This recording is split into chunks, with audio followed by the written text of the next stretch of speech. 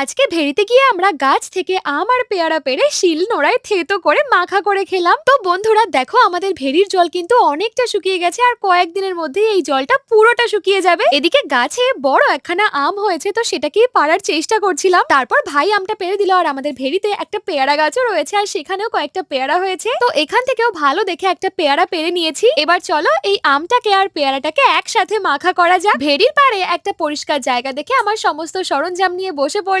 আম আর পেয়ারা ভালো করে জল দিয়ে ধুয়ে নিয়েছি, এবার খোসা ছাড়িয়ে কেটে নেব। আজকে এই শিল নোড়াটাকে বাড়ি থেকে বয়ে নিয়ে এসেছি, কারণ আজকের মাখাটা একটু অন্যরকম ভাবে করব। এগুলোকে কেটে আরো একবার ভালো করে জল দিয়ে ধুয়ে নিচ্ছি, আর শিল নোড়াটাকেও একটু ধুয়ে নিয়ে তার উপরে আম আর পেয়ারাটাকে থেতো করে নিতে হবে ভালো করে। এইরকম ভাবে তোমরা কে কে আম বা পেয়ারা মাখা খেয়েছো অবশ্যই কমেন্টে জানিও। এগুলোকে থেতো করা তো হয়ে গেছে, এবার এর মধ্যে মশলা অ্যাড করতে হবে। পাশের জমি থেকে কয়েকটা ধনেপাতা তুলে নিয়ে এসেছি, ওটাকে থেতো করে নিয়ে দুটো কাঁচা লঙ্কা থেতো করে নিলাম। এবার এক এক করে এই আম আর পেয়ারার মধ্যে দেবো কাঁচা লঙ্কা, লবণ, চিনি, কাসুন্দি আর একটু পাকা তেঁতুল দিয়েছিলাম। এবার এগুলোকে ভালো করে মাখাতে হবে। এই যে দেখো, মাখানো হয়ে গেছে, আর কালারটা কত সুন্দর হয়েছে। আমরা যেহেতু এখন মাঠে রয়েছি, তার জন্য কলা পাতায় খাওয়াটাই বেটার হবে। মাঠে এসে যে কোনো মাখা খেতেই না দারুণ লাগে। আর আমরা তো মাঝে মাঝেই মাঠে এসে কখনো লেবু, কখনো পেঁপে, কখনো আম মাখা করে খাই। আজকের এই আম মাখাটা যে এত টেস্টি হয়েছে তোমাদেরকে কি বলবো। তোমরাও একটু এরকম ভাবে ট্রাই করে দেখতে পারো। তো আজকের ভিডিওটা এখানেই শেষ করছি, দেখা হচ্ছে নেক্সট ভিডিওতে। ভালো থেকো সবাই।